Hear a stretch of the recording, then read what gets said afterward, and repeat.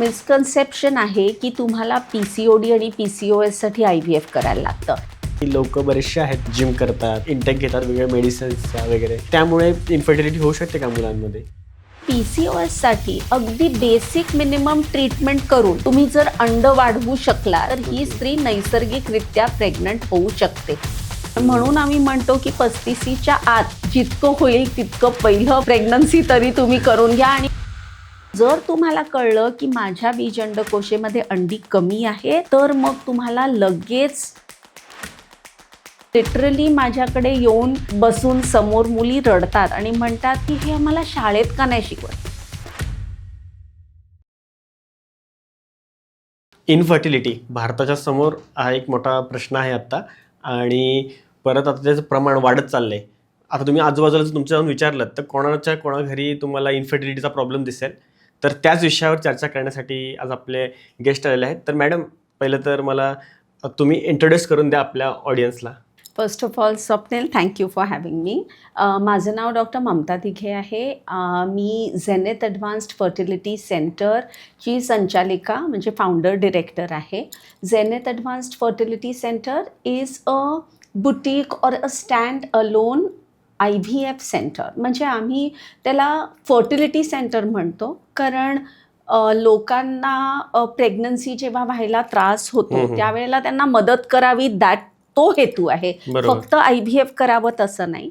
पण इथे आम्ही इनफर्टिलिटीसाठी जे काही बेसिक टेस्ट्स आणि ट्रीटमेंटपासून सगळ्यात आज जगात जे काही ॲडव्हान्स ट्रीटमेंट्स आहेत ते सगळे अंडर वन रूफ इकडे अवेलेबल आहे.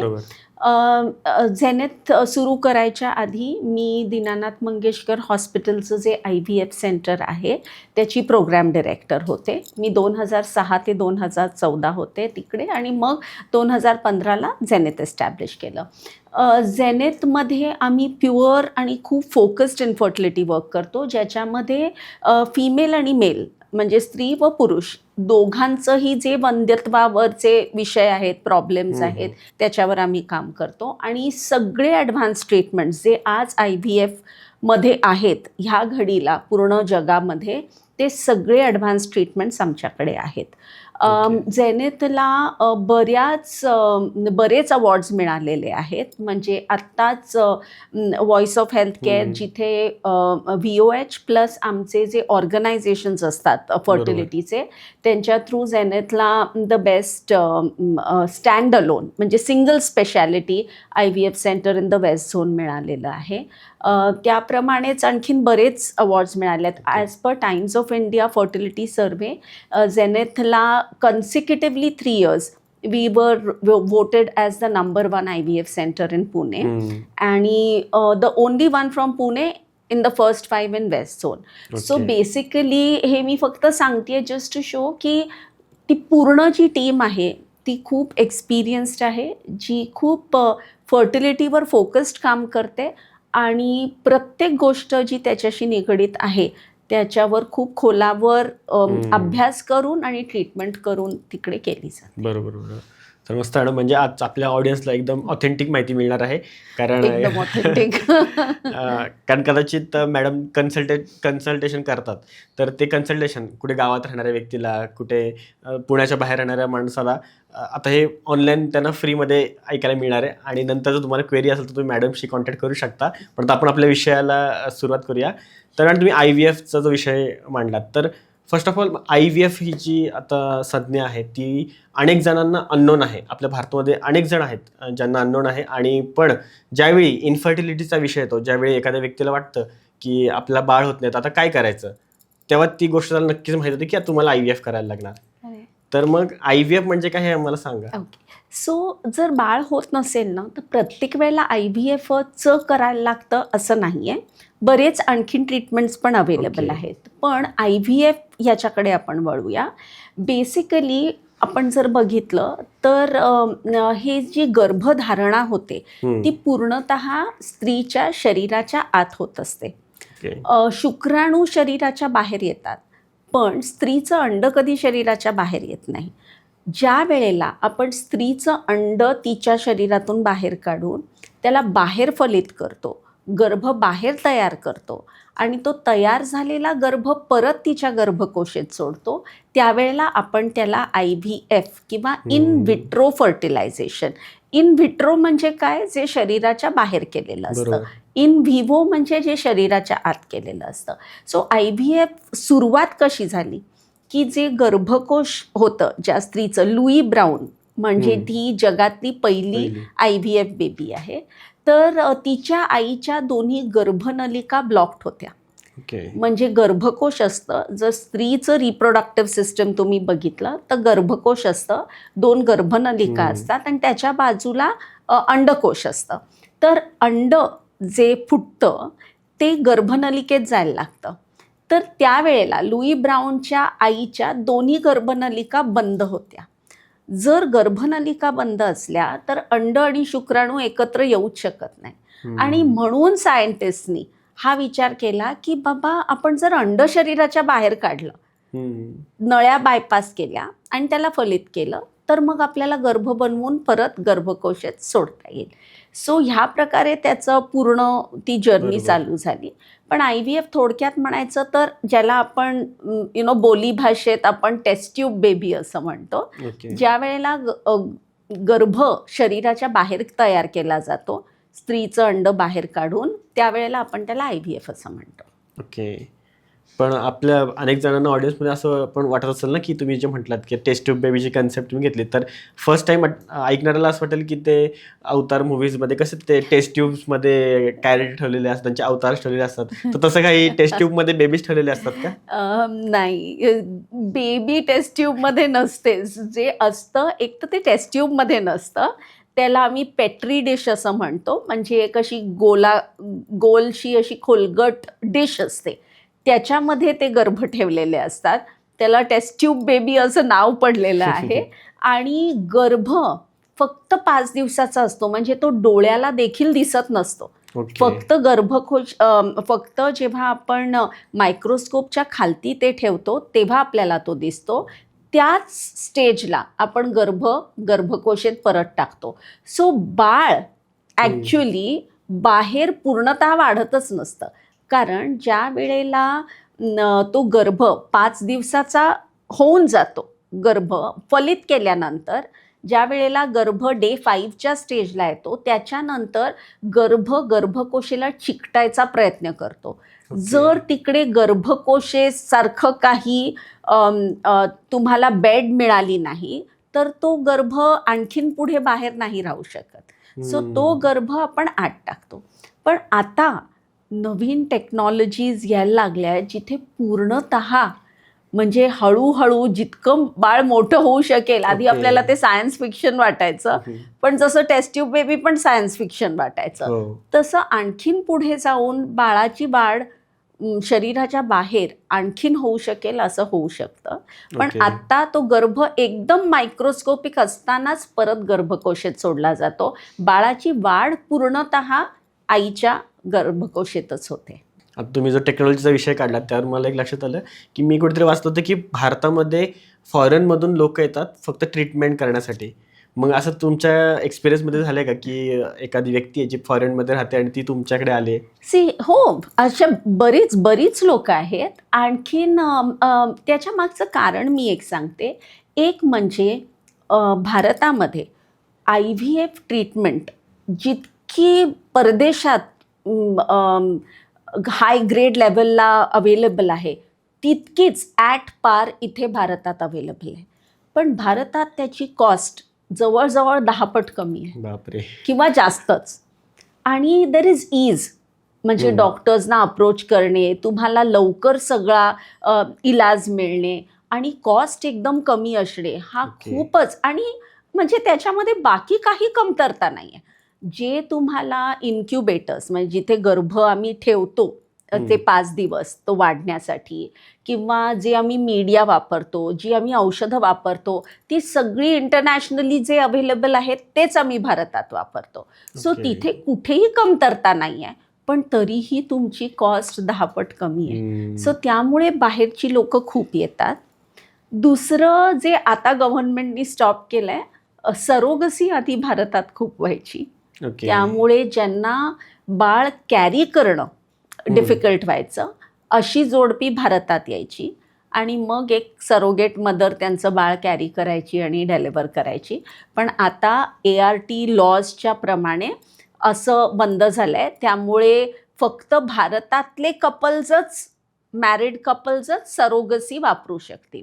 ओके. सरोगसी म्हणजे काय स्वप्नील, की आता जर एखादी स्त्री असेल, तिच्याकडे अंडी चांगली आहेत, तिच्या नवऱ्याकडे शुक्राणू चांगले आहेत, पण तिचं गर्भकोश काही कारणाने बाळ कॅरी करण्यासाठी कमकुवत आहे, सज्ज बरोबर. नाही आहे, तर मग काय होतं, तिचं अंड तिच्या नवऱ्याचं शुक्राणू घेऊन त्यांचा स्वतःचा गर्भ बनवता येतो आणि मग तो गर्भ एका दुसऱ्या स्त्रीच्या गर्भकोशेत टाकतो. ह्याला आपण सरोगसी असं म्हणतो. सो आता ॲज पर ART लॉ त्याप्रमाणे जर भारतीय कपल मॅरिड असलं तर असंच जोडपं सरोगसीसाठी अप्लाय करू शकतो. इंटरनॅशनल आता नाही करू शकत. हो. तर कधी गव्हर्नमेंट विचार करूनच केला असेल तर रूल्स. डेफिनेटली. बरोबर. पण आता आपण हे जे इन्फर्टिलिटीबद्दल बोलतोय, तर त्यामध्ये एक सर्वात मेजर गोष्ट, मी आत्ता जितकेही पॉडकास्ट केले आत्तापर्यंत, मी जितके जे लोकांशी बोललो किंवा जे काही डेटा पाहिला, तर सर्वात कॉमन गोष्ट म्हणजे येतं की PCOD आणि PCOS. म्हणजे हमखास लोकांचं असतं की सुरुवातच तिथून असते की हाच, कुठल्या डॉक्टरकडे गेलं तर हाच सांगतात की तुम्हाला PCOD PCOS आहे. तर हे किती अफेक्टिंग आहे एखाद्या स्त्रीसाठी इन्फर्टिलिटीमध्ये? हे एक मिसकन्सेप्शन आहे की तुम्हाला PCOD आणि PCOSसाठी IVF करायला लागतं. PCOD आणि PCOS हे एक स्त्रीचा म्हणजे जे आपण वंध्यत्व म्हणतो त्याची कारणं स्त्रियांमध्ये पण असतात, पुरुषांमध्ये पण असतात. सो PCOS जो आहे हा स्त्रीशी निगडीत असलेला प्रॉब्लेम आहे. इथे PCOSमध्ये काय असतं की जे स्त्रीचं अंड असतं ते वेळच्या वेळेला आणि नीट प्रकारे वाढत नाही.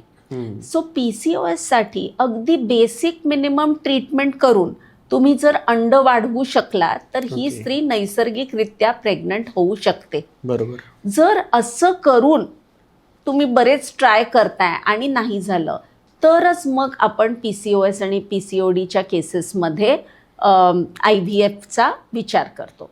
नाहीतर as the first line of treatment PCOSसाठी IVF करायला पाहिजे असं काही नाही आहे. बरोबर. पण हल्ली PCOSचं जरा प्रमाण वाढत चाललंय कारण स्थूलता वाढत चालली आहे. डायबिटीसची जी आपल्याकडे संख्या आहे किंवा इन्सिडन्स आहे ते वाढत चाललं आहे. एक्सरसाइज कमी होतो आहे, बसून सगळं काम करण्याची पद्धत चालू झालं आहे. तर त्यामुळे बऱ्याच मुलींना PCOSचा प्रॉब्लेम चालू झाला आहे. आधी पण होता पण आता थोडं प्रमाण वाढलं आहे.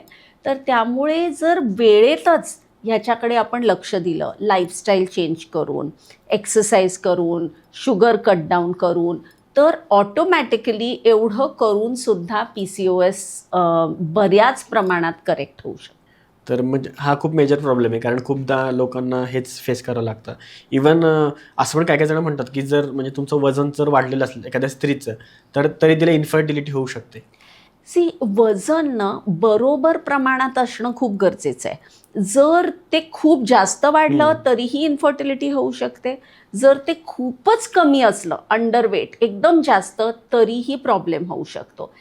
काय होतं आपल्याला बेसिकली हा जो हे जे तुमचे ओबेसिटीमध्ये जे फॅट डिपॉझिट होतात त्याच्यामध्ये पण हॉर्मोन प्रॉब्लेम्स सुरू होतात आणि मग ह्या स्थूलतेमुळे जे हॉर्मोन्स असतात ते मग स्त्रीमध्ये असू शकतील, पुरुषामध्ये असू शकतील. तर ते हॉर्मोन्सचं जे वेळच्या वेळेला नीट काम करण्याची जी पद्धत आहे ती डिस्टर्ब होते आणि त्यामुळे मग नीट वेळच्या वेळेला ओव्ह्युलेशन होत नाही, अंड्याची क्वालिटी खराब होते, स्पर्मची क्वालिटी खराब होते, डायबिटीजसारखे दुसरे इश्यूज सुरू होतात. सो ह्या सगळी कारणं मिळून मग इन्फर्टिलिटी वाढत जातं. सो एक मला स्वप्नील खरंच सांगायचं आहे लोकांना की डॉक्टर तुम्हाला औषधं देऊ शकतात, बऱ्याच काही गोष्टी करेक्ट करू शकतात, पण बऱ्याचशा गोष्टींना स्वतःला पण करेक्ट करायला लागतात. बरोबर. आणि बरेच वेळेला काय होतं की लाईफस्टाईल चेंज न करता मग जेव्हा पेशंट म्हणतं की आम्हाला आत्ता ताबडतोब करायचं आहे, मग असं वाटतं पण तुमच्या अंड्याची स्पर्मची क्वालिटीच जर चांगली नसली तर तुम्हाला ती प्रेग्नन्सी होणं आणि पुढे कॅरी करणं पण कठीण पडेल. सो ह्याच्यावर प्रत्येकाने अगदी लक्ष ठेवणं फार गरजेचं आहे. बरोबर. म्हणजे किती काय झालं तरी ॲट दी एंड सगळं स्वतःवरून थांबतं, त्यालाच करावं नाही, लागतं. डेफिनेटली. आणि काही गोष्टी डॉक्टर नाही करू शकत, बरोबर, ते स्वतःच करावं लागतं. दुसरं मी हे पण ऑब्झर्व केलंय की हल्ली ना बरंच बाहेर की तुम्ही इन्फर्टिलिटी ट्रीटमेंट करू नका, तुम्ही IVF करू नका, बरोबर. तुम्ही हे नॅचरली करा, हे करा, ते करा. मला असं वाटतं की कुठलाही भाग ना तुम्ही सेपरेट नाही करू शकत. Your body is a whole. So जरी तुम्हाला ट्रीटमेंट लागत असेल तरीही तुम्हाला या बाकीचे घटक नीट ठेवणं गरजेचंच आहे. सो तुम्ही जर लागणार असेल तर तुम्ही नॅचरोपॅथी करा, तुम्ही वेट रिडक्शन करा, तुम्ही न्यूट्रिशनिस्टकडे जा, तुम्ही झुंबा करा, जे काही करा. पण जर तुम्हाला तरीही ट्रीटमेंट लागणार असेल तर हे सगळं जोपासून तरीही मग तुम्हाला ट्रीटमेंट करणं भाग होतं, असं असतं ते. बरोबर. म्हणजे IVF पण करायचं असेल तर पहिला माणसांनी म्हणजे सगळ्या स्वतःला पण गोष्टी नीट करायला पाहिजेत. डेफिनेटली. फक्त IVF केलं का सगळं नीट होईल, मग डॉक्टर सगळं करतील, ह्यावर थांबून चालणार नाही. कारण कसं आहे ना, तुम्हाला ती प्रेग्नन्सी नको आहे, तुम्हाला बाळ पाहिजे ना हातामध्ये. सो फक्त प्रेग्नन्सी होणं is not the end point. तुमची प्रेग्नन्सी टेस्ट पॉझिटिव्ह आल्यानंतर पण तो 9 महिन्याची जर्नी आहे, बाळ हेल्दी होण्याची जर्नी आहे, ते सगळं तेवढंच महत्त्वाचं आहे. मग त्याच्यासाठी तुम्हाला तुमचं आरोग्य, तुमचं न्यूट्रिशन, तुमचं एक्सरसाइज, तुमचं माइंडफुलनेस, तुमची मनःशांती, घरातलं वातावरण, हे सगळं तितकंच महत्त्वाचं आहे. हे जसं नॅचरल प्रेग्नन्सीला महत्त्वाचं आहे तसं IVFला पण महत्त्वाचं आहे. आणि ते एज किती मॅटर करतं. म्हणजे एखाद्या स्त्रीचं समजा एज जास्त असेल तर मग तिला IVFचे चान्सेस जास्त असतात, असं काय असतं का? कसं होतं ना, एज स्त्रीसाठी खूप खूप खूप महत्त्वाचं आहे. कारण जेव्हा स्त्री जन्माला येते ना त्याच वेळेला ती अंडी आपल्या बीजअंडकोशेमध्ये जेवढी असणार आहेत किंवा जेवढी ती आयुष्यभरात वापरणार आहे ती त्याच वेळेला घेऊन येते. It is like a bank account की बाबा मी एकदा तिकडे डिपॉझिट केलंय, आता मी आत नाही टाकू शकत, मी फक्त काढू शकते. म्हणूनच प्रत्येक स्त्रीला, या पृथ्वी तलावावरच्या प्रत्येक स्त्रीला मेनोपॉज येतो, म्हणजे तिची पाळी संपते. का संपते? कारण अंडी संपतात, बरोबर. सो अंडी जितकं वय वाढत जाईल तितकी अंडी संपतच जाणार आहे. जितकी अंडी संपत जातील तितकं बाळ होणं कठीण पडणार आहे. मी बरेच वेळेला लोकांना हे कळत नाही, त्यांना असं वाटतं पण माझी पाळी तर येते, माझं अंड तर तयार होतंय, कारण ते सोनोग्राफी करतात, त्यांना दिसतं अंड तयार होतंय. पण मी बरेच वेळेला स्वप्नील लोकांना सांगते, आता जर तुम्ही कार्डिओलॉजिस्टकडे गेलात, ओके, तर ते काय करतात, तुमचं स्ट्रेस टेस्ट करतात. तुम्हाला धाप नाही लागत आहे, तुम्ही सगळं नीट काम करताय घरचं, मग स्ट्रेस टेस्ट का करतात? कारण ज्या वेळेला तुम्ही त्या हार्टवर जोर देता, जर ते हार्ट तेवढं स्ट्रॉंगली काम करत नसेल तर मग तुम्हाला कळतं ते त्यावेळेला की बाबा नाही, धावायला लागलं ना तर मात्र माझं हार्ट, माझं हृदय तेवढं नीट काम करत नाही आहे. तसंच बीजअंडकोशेमधून जी अंडी तयार होतात ते प्रेग्नन्सी देण्यासाठी तर महत्त्वाचे आहेतच, पण स्त्रीला जे हॉर्मोन्स लागतात, इस्ट्रोजन, प्रोजेस्टेरॉन, तिच्या फुल हेल्थसाठी, ते पण त्याच्यातूनच येतात.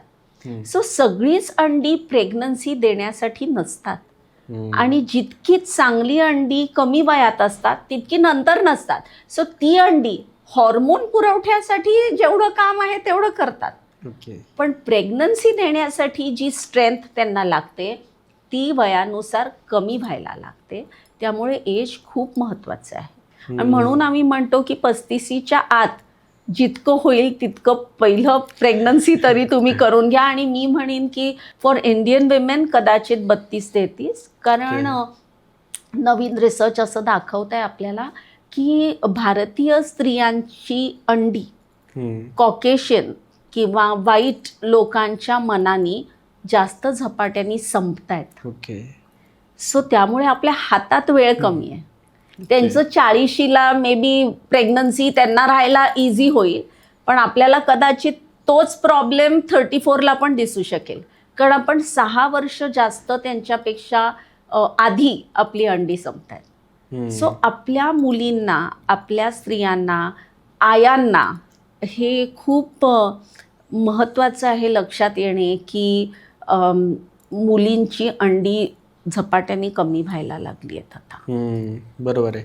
पण आता कसं झालं मॅडम की ऑलमोस्ट ज्या यंग मुली आहेत तर त्यांचं जास्त कल आहे तो पर्सनल फ्रीडमकडे आहे ना. म्हणजे त्यांना तर अजून जॉब करायचा आहे, अजून कॉलेज करायचं आहे. तर तुम्ही म्हणता की लवकर लग्न करा किंवा काय, तर त्यांना वाटतं की पहिलं माझं स्वतः सेट झाले पाहिजे.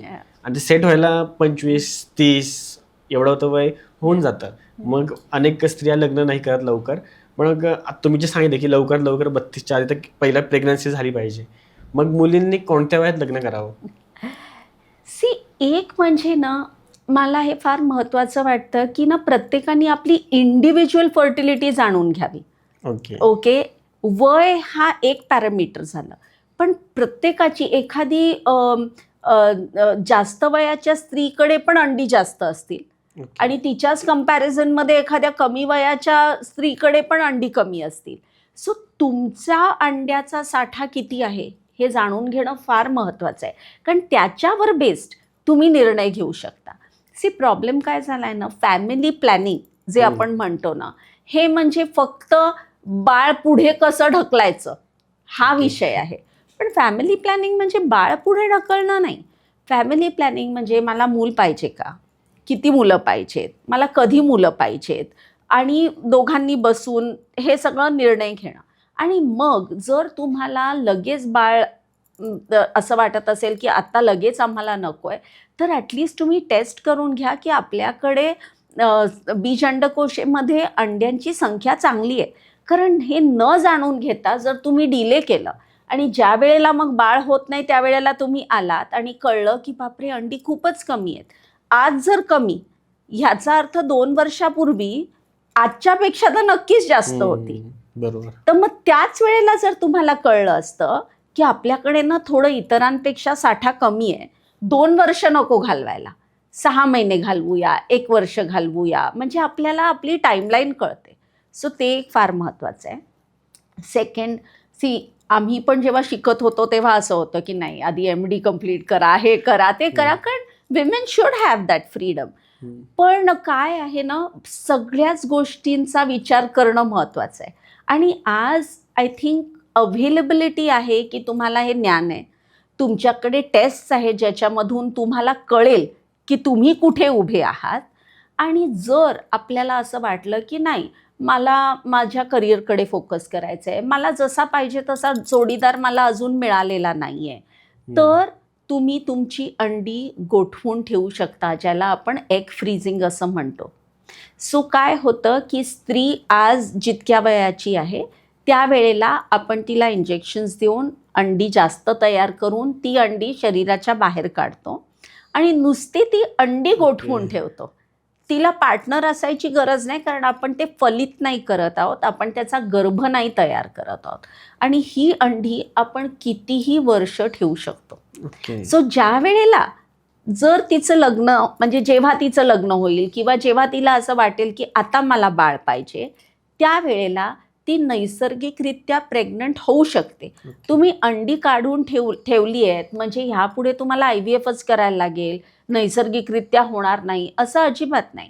पण जर चुकून मागून तोपर्यंत तिची अंडी खूप कमी झाली असली किंवा तिला बाळ राहायला प्रॉब्लेम यायला लागले, तर ती जी आधी तुम्ही अंडी गोठवून ठेवली आहेत ती वापरून मग यूज करता येतं. सो हे प्रत्येक मुलीला आज माहिती असणं फार गरजेचं आहे, कारण नंतर तुम्ही काही नाही करू शकत. जेव्हा हातात वेळ आहे तेव्हाच तुम्ही ते करा. सो ह्या सगळ्या गोष्टी जर तुम्ही लक्षात घेतल्या की स्वतःचं इंडिव्हिज्युअल टेस्टिंग करून घेणं, आणि जर खूप वेळ लागणार असेल तर एग फ्रीजिंगचा ऑप्शन कन्सिडर करणं, ह्या 2 खूप महत्त्वाचे घटक आहेत. मॅडम तुम्ही आता मेन्शन केलं की आपण कुठे आहोत हे आपल्याला कळायला पाहिजे. म्हणजे जेव्हा लग्न करतो, ज्याला प्लॅनिंग करायची, फॅमिली प्लॅनिंग, त्याला समजायला पाहिजे की मी किती रिस्क घेऊ शकतो किंवा घेऊ शकते. मग आता मला तर लग्नाच्या आधी म्हणजे एक म्हणतात ना की ब्लड टेस्ट करून घ्या, हे एवढ्या सगळ्या गोष्टी माहीत होत्या, पण तुम्ही म्हणतात की तुमची किती अंडी उरलेली आहेत, काय आहेत, तर हे कसं माहीत पडणार? हे जर मला म्हणजे नवीनच ही गोष्ट आहे. सो बेसिकली माझं काय म्हणणं होतं की स्वतःकडे अंड्याचा पुरवठा किती आहे याच्यासाठी एक टेस्ट असते. ती सिम्पल ब्लड टेस्ट असते. पाळीच्या कुठल्याही दिवशी तुम्ही करू शकता, त्याच्यासाठी उपाशी पोटी असणं वगैरे काही गरजेचं नाही आहे. ती जेव्हा तुम्ही टेस्ट करता ना, तुम्हाला एक अंदाज येतो की तुमच्या बीज अंडकोशीमध्ये तुमच्याकडे साधारण अंडी किती आहेत. एक्झॅक्ट काउंट नाही कळत, काउंट कळणं कठीण आहे. जसे शुक्राणू शरीराच्या बाहेर पडतात तसं अंड शरीराच्या बाहेर पडत नाही. शुक्राणू जेव्हा बाहेर पडतात तेव्हा आपण मायक्रोस्कोपच्या खालती घालून त्याचं टेस्टिंग करू शकतो. पण बीज अंडकोशीमध्ये अंडी किती आहेत हे जाणून घ्यायला एक AMH म्हणून ब्लड टेस्ट असते. पाळीच्या कुठल्याही दिवशी करता येते, उपाशी पोटी वगैरे राहणं गरजेचं नाही. सो त्या AMH वरून तुम्हाला कळतं की तुमच्याकडे चांगला पुरवठा आहे, खूप कमी झाली आहेत अंडी, नॉर्मल आहेत, हाय आहेत, कमी आहेत. जर कमी आहेत हे कळलं तर ह्याचा अर्थ हे होतं की तुम्ही प्रेग्नन्सी लांबवू नका. कारण ही अंडी कमीच होत जाणार आहेत. अंडी कधीही वाढत नाही, कधीच वाढत नाही. तुम्ही ती वाढवू नाही शकत, तुम्ही ते कमी होणं पण थांबवू नाही शकत. सो तुमच्याकडे वेळ, time is the only help that you can have. So जर तुम्हाला कळलं की माझ्या बीज अंडकोशीमध्ये अंडी कमी आहेत तर मग तुम्हाला लगेच म्हणजे फर्टिलिटी स्पेशलिस्टकडे जाऊन ॲटलिस्ट एक अंदाज घेणं महत्त्वाचं आहे की ह्याचं आपण पुढे काय करू शकतो. कारण अशा म्हणजे लिटरली माझ्याकडे येऊन बसून समोर मुली रडतात आणि म्हणतात की हे आम्हाला शाळेत का नाही शिकवत. आज जर बीज अंडकोशीमधली अंडी पूर्णतः संपली किंवा खूप कमी झाली तर मग त्या स्त्रीला तिचं अंड वापरताच येत नाही बाळासाठी. पण हेच जर आधी माहिती असलं, आता 5 वर्षापूर्वी तिच्याकडे साठा नक्कीच आज जेवढा आहे त्याच्यापेक्षा जास्त असणार. त्याच वेळेला कळलं असतं तर त्यावेळेला काहीतरी करता आलं असतं. एकदा अंडी संपली की आम्ही ना ती वाढवू शकतो ना त्याच्यात नवीन अंडी घालू शकतो. सो त्यामुळे ही टेस्ट एक ब्लड टेस्ट आहे, त्याला AMH असं म्हणतात, अँटीम्युलेरियन हॉर्मोन. ती जर टेस्ट केली तर आपल्याला एक अंदाज येतो की साठा किती आहे. आणि हे मुख्यतः मुलींसाठी आहे, स्त्रियांसाठी आहे. पुरुषांचं कसं असतं की जर लेट्स से फॉर एक्झाम्पल एखादा 30 वर्षाचा पुरुष आहे आणि त्याचं शुक्राणूंची संख्या, मोटिलिटी, बेसिकली धातूच्या तपासामध्ये सगळं नॉर्मल आहे, तर असं नाही की वयानुसार ते हळूहळू कमी होईल. ते होतं पण खूप लेट होतं, म्हणजे 45 नंतर वगैरे. तर त्यामुळे पुरुषांना इतका प्रॉब्लेम नसतो. जर काही इश्यूज झाले की त्यांना काही मेजर डिझीज झाला किंवा काही मार लागला, अशा कारणांमुळे जर झालं तर त्यांच्या शुक्राणूंवर अफेक्ट होतो. पण निव्वळ वयामुळे आता ते कमी झालंय जे आधी नॉर्मल होतं असं होत नाही. पण स्त्रियांमध्ये निव्वळ वयानुसार अंडी कमी व्हायला लागतात. तर त्यामुळे स्त्रियांसाठी हे फार महत्त्वाचं आहे जाणून घेणं की त्यांच्या बीजंडकोशाची परिस्थिती ह्या क्षणाला कशी आहे आणि त्यांच्याकडे अंड्यांचा किती पुरवठा आहे. फक्त स्त्रियांनाच हे गोष्ट लागू होते, पण पुरुषांचं मग मॅडम असं पण असतं ना की लोक बरेचसे आहेत ते जिम करतात, कुठले जिममध्ये मोस्टली इंटेक घेतात वेगवेगळ्या मेडिसिन्सचा वगैरे, तर मग त्यामुळे इन्फर्टिलिटी होऊ शकते का मुलांमध्ये? डेफिनेटली होऊ शकते. कारण तुम्ही काय खाताय, काय सेवन करताय हे फार महत्त्वाचं आहे. जर बघायला गेलं तर ॲक्च्युली गेल्या एक 40 वर्षामध्ये 50% स्पर्म काउंट कमी झाला आहे. म्हणजे शुक्राणूंची संख्या नॉर्मली पण कमी होत चालली आहे. म्हणजे हे कशामुळे होत आहे? Environmental change, global warming, food, plastics, endocrine disruptors, ह्या सगळ्या केमिकल्स, एन्व्हायरमेंटल कंडिशनमुळे, लॅपटॉप्सचा खूप जास्त यूज, कधी आपण ते मांडीवर ठेवून त्याचा उपयोग करतो, फोन्स, एस्पेशली ते इलेक्ट्रोमॅग्नेटिक जे काही रेडिएशन होतं, हीट होतं, त्याच्यामुळे याच्यावर शुक्राणूंच्या काउंटवर आणि मोटिलिटीवर डेफिनेटली परिणाम होतो. सो ते जनरलीच व्हायला लागलं आहे आणि अक्रॉस द ग्लोब व्हायला लागलं आहे. सो हे पण तेवढंच महत्त्वाचं आहे. जरी फक्त वयानुसार जरी ते होत नसलं तरी बाहेरची जी काही परिस्थिती आहे त्याच्यामुळे शुक्राणूंवर खूप अफेक्ट व्हायला लागलाय. बरोबर. म्हणजे 50% काउंट रिड्यूस होणं म्हणजे हे फारच मोठी गोष्ट आहे. बरोबर. आणि त्यांनी एक स्टडी केला होता ज्याच्यामध्ये त्यांनी ॲक्च्युली हे रॅट्सवर केलं होतं स्टडी. पण त्यांनी बघितलं जरी 1 डिग्री टेम्परेचर तुम्ही वाढवलात, ओके, म्हणजे जसं आपण म्हणतोय ग्लोबली टेम्परेचर वाढत चाललंय, तरीही त्या 1 डिग्री टेम्परेचरनी पण स्पर्म काउंट जवळजवळ 30% कमी होऊ शकतो. बापरे. So this is a major problem. ते खूपच म्हणजे लॅपटॉप घेऊन आता अवॉइड केलं पाहिजे कारण ऑलमोस्ट ती कॉमन सवय आहे. हा नाही म्हणजे मला असं वाटतं पुरुषांसाठी काही महत्त्वाच्या गोष्टी आहेत. एक म्हणजे चांगलं you need to eat nutritious food, okay. Avoid eating म्हणजे जे तुम्ही खूप जास्त बाहेर खाता, जंक फूड खाता, हे जे सगळे फास्ट फूड असतं ना त्याच्यामध्ये इस्ट्रोजनचे हॉर्मोन जे स्त्रियांमध्ये इस्ट्रोजन जास्त असतं, पुरुषांमध्ये टेस्टोस्टेरॉन जास्त असतं, ते जास्त असतं. तर त्यामुळे जंक फूड तुम्ही खाल्लं त्याच्यामुळे प्रॉब्लेम होऊ शकतो. बाहेरचं फूड बरेच वेळेला ॲल्युमिनियम फॉईलमध्ये असतं, प्लॅस्टिक्समध्ये असतं, ते गरम फूड त्या प्लॅस्टिकमधून येतं. तर ह्याच्यामध्ये ना सगळे थॅलेट्स असतात आणि बाकीचे केमिकल्स असतात ज्याच्यामुळे एंडोक्राईन सिस्टम, आपली हॉर्मोन सिस्टम डिस्टर्ब होते, आणखीन स्पर्म काउंटवर इफेक्ट होतो. सो तुम्ही खाणं नीट ठेवा, एक्सरसाइज चांगला ठेवा, पण ज्या वेळेला तुम्ही हे सगळे सप्लिमेंट्स घेता त्यामुळे please be careful and read की तुम्ही काय सप्लिमेंट्स घेताय. कारण जर त्याच्यामध्ये तुम्ही टेस्टोस्टेरॉन हॉर्मोन, कारण कधी कधी मसल बल्कअप करायला टेस्टोस्टेरॉन हॉर्मोन घेता आणि ते टेस्टोस्टेरॉन हॉर्मोन जर तुम्ही जास्त घेतलं तर त्याचा उलटा इफेक्ट होऊन स्पर्म कमी होऊ शकतो. त्यामुळे तुम्हाला अत्यंत केअरफुल राहायला लागतं. सेकंडली हे वेळेत झोपा, वेळेत उठा, हे जे like working as per global timings किंवा US च्या टाईमप्रमाणे काम करणं म्हणजे रात्री जागणं, सकाळी झोपणं, हे अवॉइड करा. एक्सरसाइज चांगला करा. लॅपटॉपचा यूज तुम्ही मांडीवर ठेवून करू नका. Avoid tight underclothes, avoid saunas, anything that produces heat around the testis, हे तुम्ही सगळं कमी करणं फार गरजेचं आहे. ओके. आता US वरनं आठवलं मला की मगाशी मॅडम तुम्ही मेन्शन केलं होतं की तुमचे क्लायंट्स पण खूप आहेत बाहेर म्हणजे येतात तिकडे, तर मग अशी स्टोरी आम्हाला माहिती होऊ शकते का कोणाची? स्टोरीज तर खूप आहेत. एक म्हणजे ना मला सांगायला काय आवडेल की आमच्याकडे आम्ही ऑनलाईन कन्सल्टेशन्स आमचे खूप चालतात. म्हणजे एक टॉपमेट म्हणून म्हणजे वेरियस आहे, तुम्ही डायरेक्टली व्हॉट्सॲपवर कॉन्टॅक्ट करून पण ऑनलाईन अपॉइंटमेंट फिक्स करू शकता किंवा एक टॉपमेट म्हणून प्लॅटफॉर्म आहे, तिथून पण तुम्ही डायरेक्टली अपॉइंटमेंट ऑनलाईन कन्सल्टेशनसाठी फिक्स करू शकता.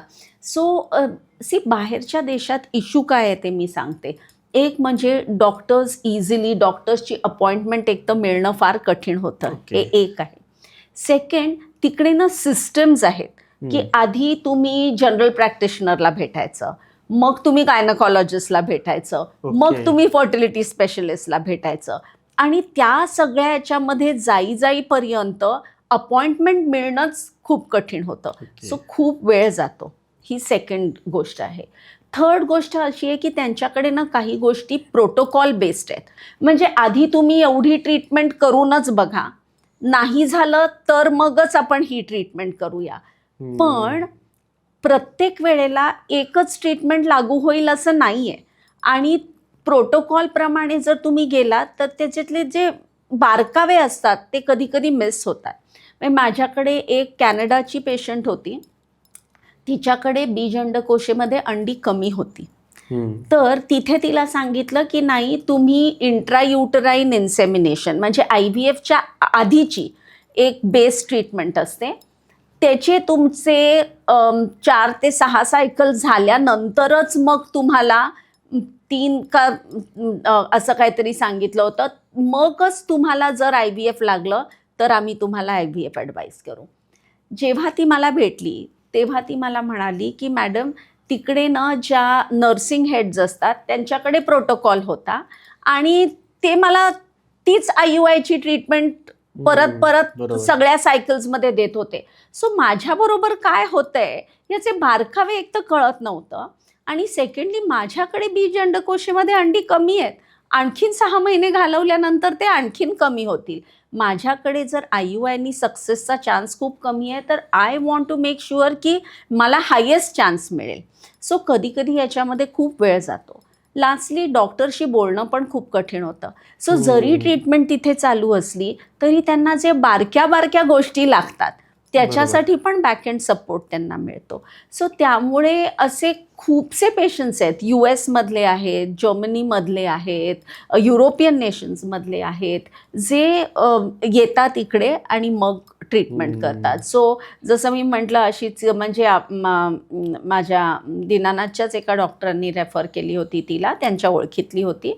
मग तिच्या बीज अंडकोशीमध्ये अंडी खूप कमी होती आणि ती तिकडे वारंवार IUIची ट्रीटमेंट करत होती आणि मग इथे मग IVF करून she conceived in the first cycle आणि नाव शी हॅज अ बेबी. मस्त. म्हणजे काही लाईफ आपण क्रिएट करतो ही खूप मोठी गोष्ट आहे, म्हणजे हेल्प करतो एक प्रकारे. करेक्ट. ही तर खूप मोठी गोष्ट आहे. ते शेवटी सगळं देवाच्या हातात आहे. We can assist a little, पण योग्य वेळेला योग्य ट्रीटमेंट करणं हे फार महत्त्वाचं आहे. आणि कधी ना काय होतं मला असं वाटतं पर्सनली, बाहेरच्या देशात ना डॉक्टरांना तिकडच्या स्त्रियांना हँडल करण्याची सवय असते. सो त्यांना असं वाटतं की नाही ठीक आहे 36ला तर बरीच अंडी असतील, काय प्रॉब्लेम नाही. पण आपल्या स्त्रिया आपलं शरीर वेगळ्या पद्धतीने बिहेव करतं. सो तो अंदाज जो असतो ना त्या अंदाजाने त्यांना ट्रीट करणं तेवढंच गरजेचं असतं. बरोबर. मग तुम्ही आता पुण्यामध्ये जे असता मग इतर लोकांना कसं हँडल करता ऑनलाईन? हो, ऑनलाईन बऱ्याच अपॉइंटमेंट्स असतात आमच्या. म्हणजे आमचा एक नंबर आम्ही स्पेशली त्याच्यासाठी ठेवला आहे. म्हणजे मग तिथे व्हॉट्सॲपवर ते मेसेज पाठवतात, आपला स्लॉट बुक करतात आणि मग डायरेक्ट अपॉइंटमेंट ऑनलाईन करते मी. किंवा जसं मी म्हटलं तसं टॉपमेट म्हणून एक प्लॅटफॉर्म आहे, तिथून पण मग डायरेक्ट ऑनलाईन अपॉइंटमेंट बुक करता येते. पण कोणाला म्हणजे असं म्हणजे मी तसं अपेक्षा करतो की कोणाला वेळच येऊ नये इन्फर्टिलिटीची. हो, नाही खरं आहे ते. खरं सांगू ना स्वप्नील, सी दीज प्रोग्रॅम्स ते जेवढं IVF काय आहे समजवण्यासाठी आहेत, तेवढंच तुम्ही जर योग्य वेळेला योग्य गोष्टी केली तर तुम्हाला IVF लागू नये ह्याच्यासाठी पण ते तेवढेच महत्त्वाचे आहेत. असं नाही की IVF साठीच आहेत. पण आपलं शेवटी मला नेहमी वाटतं की डॉक्टरनी पहिला काय विचार करायला पाहिजे की माझ्या पेशंटला त्रासच होऊ नये. सो IVF लागलं तर नक्की करणं फार गरजेचं आहे. पण जर ते लागू नये अशी इच्छा असली तरी पण मग तुम्ही काही गोष्टी करू शकता. बरोबर. पण आता समजा की ठीक आहे एखाद्याला नाही गरज IVF करायची त्याला सगळं ओके, पण मग तरी तो तुमची म्हणजे फॅमिली प्लॅनिंगमध्ये हेल्प घेऊ शकतो का? कारण मला वाटतं की जसं आपण आपल्याकडे फायनान्शियल ॲडवायझर आपण ठेवतो का तर आपलं फायनान्स मॅनेज करण्यासाठी. आता आपला भारत असं प्रगत होत चालतं, त्याला सगळ्या गोष्टी माहीत होत चालल्या यंग जनरेशनला की अरे हे करणं गरजेचं आहे. पहिलं कसं असायचं की लोक फक्त दवाखान्यात तेव्हाच जायचे जेव्हा ते आजारी पडतात. आत्ता थोडंसं जिमिंग कल्चर, योगा कल्चर लोकांमध्ये अवेअरनेस वाढले. तर मग एखाद्याला ठीक आहे त्याला इन्फर्टिलिटीचे चान्सेस नाही आहेत, मग तो फॅमिली प्लॅनिंगसाठी फक्त येऊ शकतो का? खरं तर ना मी म्हणजे मला फार चांगलं वाटतं की हल्ली म्हणजे मी आपलं अनुरूप विवाह संस्था आहे तिकडे पण ॲज अ काउन्सिलर म्हणजे ज्या वेळेला लग्नाचं प्लॅन करत असतात त्यावेळेला त्यांना एक अंदाज पाहिजे असतो की स्त्रियांच्या हेल्थच्या बाबतीत आणि फर्टिलिटीच्या बाबतीत याच्यासाठी पण मी काउन्सिलिंगसाठी जाते. तर मी आता बघतीये की लग्नाच्या आधी पण किती लोक सतर्क असतात. सो मला असं वाटतं लग्न झाल्यानंतर ना म्हणजे नवरा बायकोनी बसून आपला प्लॅन काय आहे, म्हणजे फक्त जे आधी लोक यायची की मी बाळ पुढे कसं ढकलू तसं न करता आपल्याला कधी केव्हा बाळ पाहिजे, आपल्याला मुलं कशी स्पेस आउट करायची आहेत, आपल्याला किती मुलं पाहिजेत ह्याचा पण विचार करायला पाहिजे. आणि जर आपल्याला बाळ उशिरा पाहिजे असलं तर मग टेस्ट करणं. सो जेनेथमध्ये आपण फुल काउन्सिलिंग देतो. म्हणजे तुम्हाला एक म्हणजे इंडिव्हिज्युअली तुम्हाला काय तुमची टाईमलाईन आहे हे समजतं. तुम्ही हेल्थ कशी ठेवायला पाहिजे फॉर अ नॅचरल प्रेग्नन्सी हे समजतं. जर सगळं चांगलं असलं, स्त्रीमध्ये बीजअंडकोशामध्ये अंडी चांगली असली, पुरुषामध्ये सगळं ठीक असलं, आणि जर तुम्हाला प्रिव्हेंट करायची असली प्रेग्नन्सी म्हणजे गर्भनिरोधक काही वापरायचं असलं तर त्याच्यासाठी पण मग आम्ही काउन्सिलिंग देतो. हे काय होतं ना, हे एक इन्फॉर्म्ड चॉईस होतो की बाबा ठीक आहे, माझी आज सिच्युएशन अशी आहे, माझ्याकडे 2 वर्ष आहेत द्यायला, एवढी काय माझ्या बीजअंडकोशामध्ये अंडी कमी नाही आहे की मला बाळ होण्याची घाई करायला पाहिजे. मग मी माझी हेल्थ कशी मेंटेन करीन, माझी ती फर्टिलिटी मी कशी जोपासून ठेवू शकीन पुढचे 2 वर्ष 4 वर्ष. म्हणजे वेळेनुसार जे होणार आहे ते होणार आहे, पण आपल्या लाईफस्टाईलमुळे आणखीन त्याच्यावर मार नको पडायला. मग ते आपण कसं नीट ठेवू शकतो त्याचं काउन्सिलिंग आपण देतो. आणखीन मग जर तुम्हाला काही गर्भनिरोधक वापरायचं असेल तर त्याचं पण काउन्सिलिंग देतो. आणि जर असं वाटलं की नाही वेळ कमी आहे तर मग काय ऑप्शन्स आहेत की बाबा बीजअंडकोश तुम्ही खूप वेळ लावू नका, जर तुम्ही इतकं पोस्टपोन केलं तर तुम्हाला नंतर बाळ व्हायला त्रास होईल, तर मग आम्ही त्याचं पण काउन्सिलिंग देतो. सो हे ना it becomes a complete umbrella. It is not की की मी फक्त कुठलं कॉन्डॉम वापरू का पिल्स वापरू का, हे असं नाही आहे. माझ्यासाठी काय चांगलं आहे, मी काय करायला पाहिजे याचं क्लिअर कट अंडरस्टँडिंग. ते आता सगळं आहे, आयफोन, आयपॅड आहे, सो एव्हरीथिंग इज इंडिव्हिज्युअलाइज्ड. मग तुमची हेल्थ का नाही इंडिव्हिज्युअलाइज करायची? बरोबर. खूप मॅडम म्हणजे अगदी महत्त्वाचा मुद्दा मांडलात तुम्ही. आणि आता जाता मॅडम मला ना एक गोष्ट तुमच्याकडे जाणून घ्यायची आहे की तुम्ही एवढ्या वर्ष काम करत आहात, एवढा तुमचा एक्सपिरियन्स आहे, एवढ्या सगळ्या लोकांना तुम्ही ट्रीट केलेलं आहे. मग आता ह्या पुढे तुमचं विजन काय आहे? सो एक म्हणजे ना स्वप्नील, विजन म्हणजे मला असं खरंच वाटतं की आपली यंग जनरेशन आहे ना, त्यांना जसं आता they have become so aware about health, physical health, तसं त्यांनी आपल्या रिप्रोडक्टिव्ह हेल्थ वर पण तेवढाच अवेअरनेस त्यांच्याकडे यावा आणि तो अवेअरनेस क्रिएट करावा आणि त्यांना हेल्प करावी. कारण to look at people struggling त्यांनी फार त्रास होतो. सो मला खरं विजन ती आहे की तुम्ही फर्टिलिटी तुमची चांगली कशी ठेवू शकाल, आत्ताचे प्रॉब्लेम्स काय आहेत, तुम्हाला कुठल्या बाबतीत अवेअर होण्याची गरज आहे, ते जास्तीत जास्त स्प्रेड करावं, हे एक आहे. सेकंड, आत्ता जे आमच्याकडे आहे आणि आम्ही नेहमीच करत आलो आहे, प्रत्येक जी ॲडव्हान्समेंट होते IVFच्या फील्डमध्ये ती ॲडव्हान्समेंट करत जाणे. आणि आत्ता आम्ही एक नवीन फील्डवर आम्ही खूप काम करतो आहे, ज्याच्यामध्ये त्याला आम्ही म्हणतो की म्हणजे सगळं नॉर्मल दिसतं पण तरीही शरीर ते बाळ एक्सेप्ट करत नाही. तर त्या गोष्टी, it's a very new science, त्याला आम्ही रिप्रोडक्टिव्ह इम्युनॉलॉजी असं म्हणतो. तर त्याच्यामध्ये आम्ही खूपच लवकर काम करायला सुरुवात केली. आता त्याच्यामध्ये खूप जास्त काम होतं आहे, पण त्यामुळे आमच्याकडे बराच डेटा, बरेच पेशंट्स आहेत. सो त्यामुळे अशा पेशंट्सना ट्रीट करणं ज्यांचे वारंवार बाळ राहतं आहे पण अबॉर्शन होतं आहे, बाळ राहतं आहे पण अबॉर्शन होतं आहे, किंवा तुम्ही IVF करूनही तो गर्भ चिकटत नाही आहे, अशा यांचं एक स्पेशालिटी क्लिनिक फॉर्म करून ते आम्ही पुढे नेतो आहे. सो असे बऱ्याच गोष्टी आहेत. आणि आमचं आणखीन एक आता सेंटर चालू होणार आहे, एक वाकडला, एक कोरेगाव पार्कला आहे, पण एक आता सेंट्रल पुणेमध्ये आम्ही चालू करतो आहे.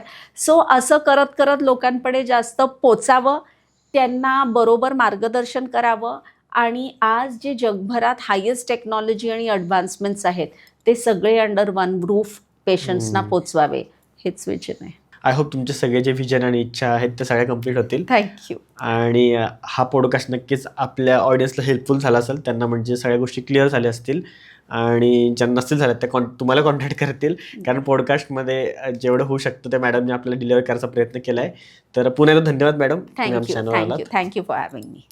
आय होप तुम्हाला व्हिडिओ आवडला असेल तर लाईक करा, कमेंट करा आणि चॅनल सबस्क्राईब जरूर करा. कारण जेवढे आपले सबस्क्रायबर वाढतील तेवढे चांगले चांगले गेस्ट आपण आपल्या चॅनलवर आणू शकतो. म्हणून चॅनलला सबस्क्राईब करा आणि जाणून घ्या आपल्या लोकांच्या गोष्टी आपल्या मराठीत, फक्त आणि फक्त दी मराठी पॉडकास्टवर.